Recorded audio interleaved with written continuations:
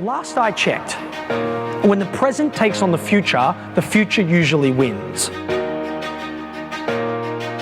Let's see if we can't figure out through all that change, all that chaos, all that complexity, where the market opportunities are. Sheahan. Peter is known internationally. Helping companies create new value at enterprise scale. We all know what we're going to have to do. We're going to have to do more with less, efficiency. We're going to have to respond and evolve, agility. We're going to have to add more business value. Staff in 23 cities. He's the founder of Karrikins Group, a global consultancy firm focused on catalyzing growth in companies around the world. Successful entrepreneur. How to get massive results faster than you ever thought possible. I've had the honor of seeing some of your material, but nothing beats the live experience. Ladies and gentlemen, Peter Sheahan!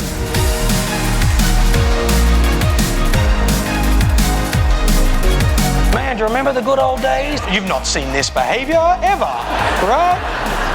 Companies that elevated themselves above the competition in chaotic markets and took chaos and created opportunity instead of taking chaos and creating chaos were the ones that refused to believe that the external circumstances drove their internal success. They fundamentally believed that they had the ability to create their future. I want you to imagine you own the technology, you own the brand, you dominate distribution, and then you own the content that goes on the devices. And now I want you to imagine you missed the biggest market opportunity in 50 years. Clearly, I was long in Sony stock and I haven't quite recovered from that experience. Yeah? The problem was not that we didn't see the future. The problem was that nobody at Sony talked to each other anymore. He said the more the market changes and disrupted, the more the opportunity is in the cracks. The money gets made here during times of change, and the job of the leader is not to sit above it, but to be the glue that brings all of our capability together. Because your consumer does not care how you're structured in an omni-channel world.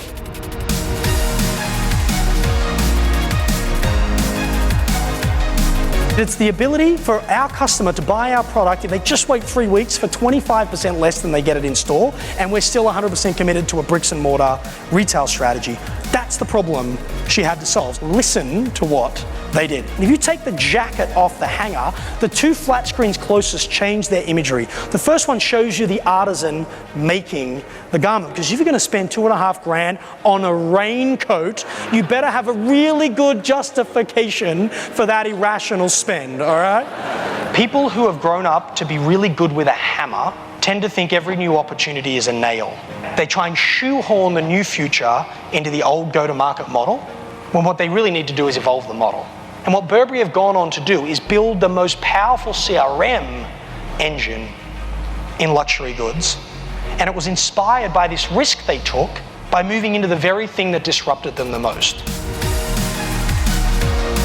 You're in an accident. It's not that bad, but you're bleeding. You've called the paramedics, the ambulance, you've called the police, you're waiting for them to arrive.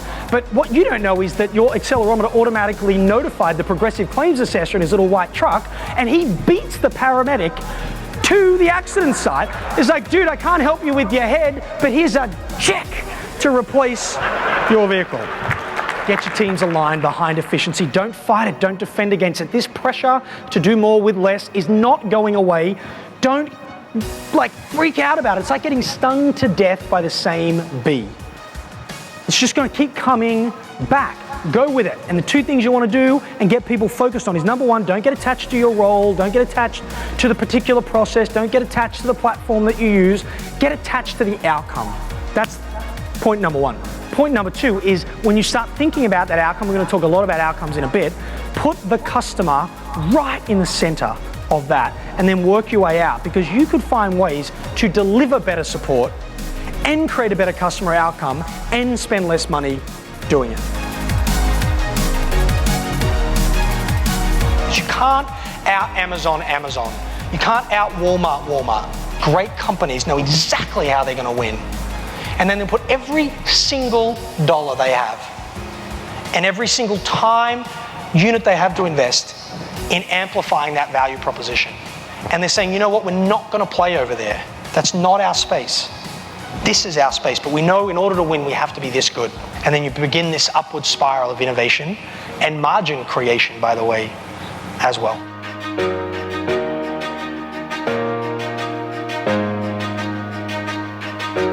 You see over and over and over again businesses facing complexity. So what people do is they run harder and harder and faster, and as the sales cycles get longer and longer, they try and fill the pipeline quicker and quicker.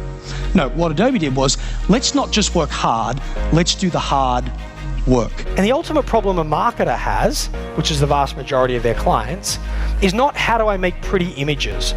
The actual problem is half my marketing works, I just don't know which half. So let's solve the higher order problem for the customer, which is we're going to help you figure out which half of your marketing works so you can double that spend and kill the other. Having the management risk appetite to learn about that and lean into that complexity is where you create differentiated solutions. You go through simplistic, past complexity and too simple, and you use that insight, you use that vision of the future, you use that intellect to get you deeper with the relationships you have with your client, where you're not just thinking about you and them, but you're thinking about the entire value chain, understanding the user experience, building intimacy, elevating yourself above the RFP process into this strategic trusted partner. And then you take that to solve the real problems, not today's problems, but tomorrow's problems, and you focus on the outcome, and you're willing to get creative in your model, in how you go to market, how you engage to get the outcome, irrespective of your historical inputs.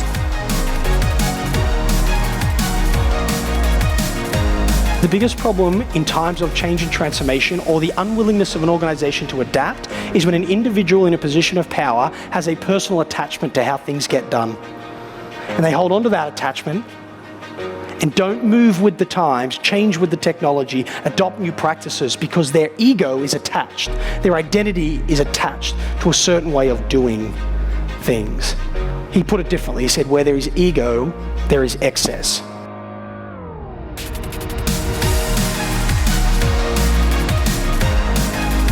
Organizational transformation is not about big decisions, it's about the accumulation of aligned, smaller decisions that stack up to the bigger vision. The organizational decision is merely the promise of value, and that actually the realization of value sits in the individual decisions that tens of thousands of people make every single day. At some point, we've got to stop talking about what has to change and start focusing almost exclusively on how we're going to get people to go on the journey.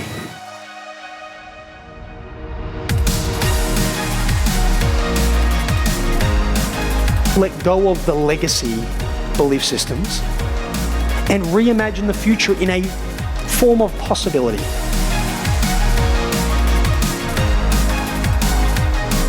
Don't change because it's going to hurt if you don't. Change because it'd be magnificent if you do.